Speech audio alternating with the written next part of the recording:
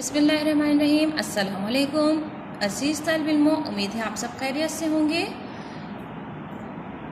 پیارے بچوں، جیسا کہ ہم اپنی پریویس ویڈیو میں سبق نمبر 6 کی نصف پڑھائی کر چکے تھے، آج ہم اپنی سبق نمبر 6 کی پڑھائی کو کنٹینیو کریں گے۔ تو اپنی کتاب کا سبق نمبر 6 کھولیے۔ سبق نمبر 6 نظم و ضبط۔ نظم و ضبط کی معنی آپ کو بتائی گئی تھی۔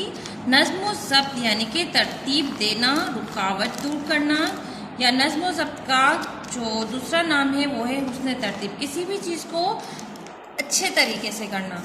تو اس کی ہم نصف پڑھائی کر چکے تھے، اب اپنی پڑھائی کو کنٹینیو کرتے ہیں۔ زندگی کے ہر شعبے میں نظم و ضبط کی پابندی ضروری ہے۔ دعوت کا معاملہ ہو یا ٹکٹ خریدنے کا یا کسی محفل میں بیٹھنے کا، لوگ نظم و ضبط کو بھلا بیٹھتے ہیں۔ ہم ٹکٹ قطار میں لگ کر لینا کثرت شان سمجھتے ہیں۔ بس میں جب تک ایک دوسروں کو دھکے دے کر نہ چڑھا جائے، لوگوں کو مزہ ہی نہیں آتا۔ بل درست کرانا ہو یا دفتر میں کسی سے کام کی بات کرنا ہو، ہماری سوچ یہی ہوتی ہے کہ تمام افراد کا نمبر کاٹ کر سب سے پہلے اپنا کام نکالیں، یعنی اصولوں کی پاسداری کو داغ لگتا رہے تو لگتا رہے، لیکن ہمارا کام سب سے پہلے ہو جائے۔ یہاں پر ہمیں زندگی کے کسی بھی شعبے میں نظم و ضبط کی پابندی کرنا ضروری بتایا جا رہا ہے۔ نظم و ضبط کی پابندی ہمیں اگر ہم کہیں دعوت میں جا رہے ہیں وہاں بھی کرنی ہے، ٹکٹ لینا ہے وہاں بھی کرنی ہے، کسی محفل میں ہے وہاں بھی کرنی ہے، اگر ہمیں بل پے کرنا ہے، کسی آفس میں جانا ہے، کہیں انٹرویو پہ جانا ہے، تو ہمیں نظم و ضبط کا مظاہرہ کرنا ہے، ہمیں اپنے نمبر آنے کا انتظار کرنا ہے۔ اگر ہم نظم و ضبط پر عمل نہیں کریں گے تو کیا ہوگا کہ ہم دوسروں کو بھی نقصان دیں گے اور اپنے آپ کو بھی۔ نظم و ضبط کے بغیر زندگی میں کوئی کامیابی حاصل نہیں کی جا سکتی۔ جو افراد نظم و ضبط کے پابند ہوتے ہیں، کامیابی ان کے قدم چومتی ہے۔ پرندے، جانور اور حشرات الارض بھی نظم و ضبط کا خیال رکھتے ہیں۔ دن بھر دانہ دن کا چگنے کے بعد جب پرندے شام کو واپس اپنے گھونسلوں میں جاتے ہیں تو وہ ایک خاص ترتیب سے اڑتے ہیں۔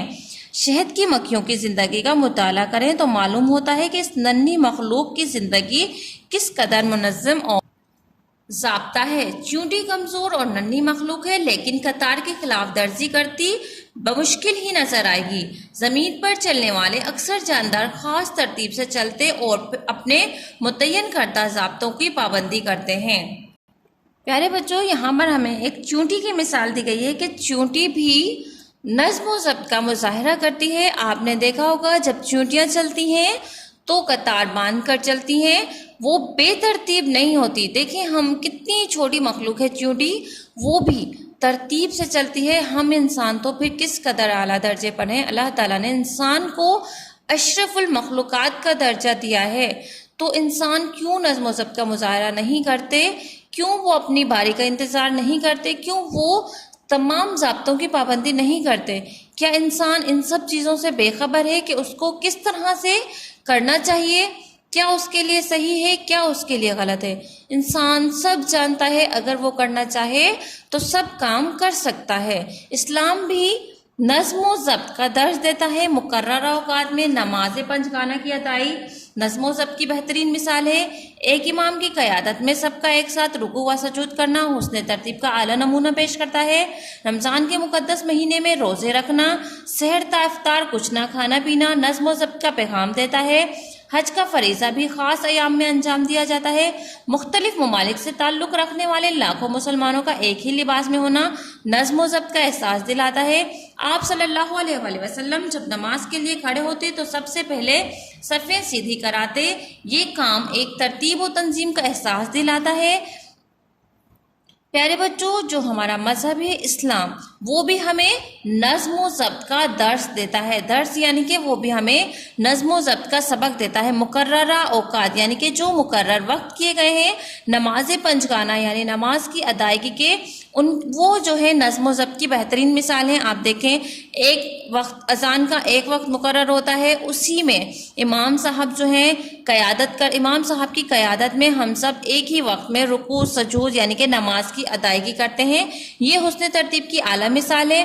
رمضان کا مہینہ دیکھ لیں، اس میں ہم وقت مقررہ پر کھاتے ہیں پیتے ہیں، نماز کی ادائیگی یعنی کہ ہم اپنے نظم و ضبط سے چل رہے ہوتے ہیں، کیونکہ ہمارا مذہب ہمیں نظم و ضبط کی تدریس یعنی کہ نظم و ضبط کا سبق دیتا ہے.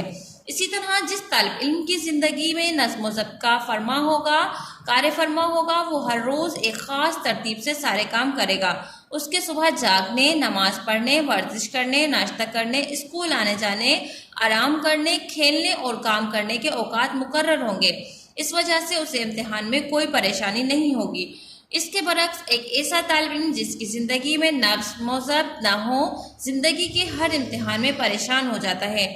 یہاں کھیلوں کی مثال بھی پیش کر سکتے ہیں. جس ٹیم کے کھلاڑی بہتر نظم و ضبط کا مظاہرہ کرتے ہیں وہ ٹیم کامیاب رہتی ہے. اس کے برعکس نظم و ضبط سے محروم ٹیم شکست سے دوچار ہو جاتی ہے. دنیا کے عظیم لوگوں کی زندگی کا جائزہ لیں تو ہمیں معلوم ہوگا کہ ان عظیم ہستیوں نے نظم و ضبط کو سختی سے اپنائے رکھا. نظم و ضبط کی اس پابندی کے باعث انہیں کامیابیاں ملی، ان کے نام سنہری حروفوں میں لکھے گئے. ہمارے عظیم قائد محمد علی جناح کی زندگی اس کی بہترین مثال ہے.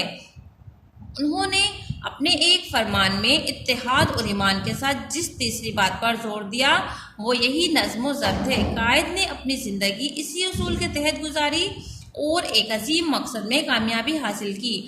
کامیاب انسان بننے اور پاکستان کو ترقی کی راہ پر چلانے کے لیے ہمیں زندگی کے ہر شعبے میں قائد اعظم کے اس فرمان پر دل و جان سے عمل کر کے نظم و ضبط کو اپنا شعار بنانا ہوگا. پیارے بچوں، اس سبق میں ہمیں بار بار بہت سی مثالیں دی جا رہی ہیں کہ نظم و ضبط ہماری زندگی کے لیے کتنا ضروری ہے. ہماری زندگی یعنی کہ ایک اچھی زندگی، ایک کامیاب زندگی کے لیے نظم و ضبط ضروری ہے. نظم و ضبط یعنی کہ کاموں کی ترتیب ضروری ہے. جب ہم اپنے ہر کام ترتیب سے کریں گے تو ہم زندگی کے ہر فیصلے میں، زندگی کے ہر راستے میں کامیاب ہوں گے. پھر وہ چاہے ہماری اسٹوڈنٹ لائف ہو، پھر وہ چاہے ہماری کالج لائف ہو، یا وہ ہماری ویسی لائف ہو جس میں ہم اپنی زندگی گزار رہے ہیں. تو ہمیں زندگی کی ہر لائف میں، ہر شعبے میں کیا کرنا ہے؟ اپنے آپ کو نظم و ضبط میں رکھنا ہے. اسلام بھی ہمیں اس بات کی تاکید کرتا ہے کہ ہمیں نظم و ضبط سے اپنی زندگی گزارنی ہے. جو انسان نظم و ضبط سے اپنی زندگی کو گزاریں گے وہ ہمیشہ کامیابی کی طرف جائیں گے. جبکہ اگر جو نظم و ضبط کو نہیں اپنائیں گے وہ ہمیشہ نقصان اٹھائیں گے. پیارے بچوں، آپ کو نظم و ضبط کی مکمل معنی سمجھ آ گئی ہو. اب آپ نے کیا کرنا ہے؟ اس سبق نظم و ضبط کی اچھے سے ریڈنگ کرنی ہے، مکمل سبق کی ریڈنگ کرنی ہے، اور پھر اس کا ایک خلاصہ بنانا ہے کہ آپ کو نظم و ضبط کے بارے میں کتنا سمجھ آیا، آپ اس پر کتنا عمل کریں گے. اوکے اسٹوڈنٹس، آج کا آپ کا ہوم ورک کیا ہے؟ آپ نے اس لیسن کی اچھے سے پڑھائی کرنی ہے اور پھر ہمیں یہ بتانا ہے کہ آپ نظم و ضبط کے بارے میں کتنا سمجھ پائے ہیں. اوکے، ٹیک کیئر، اللہ حافظ.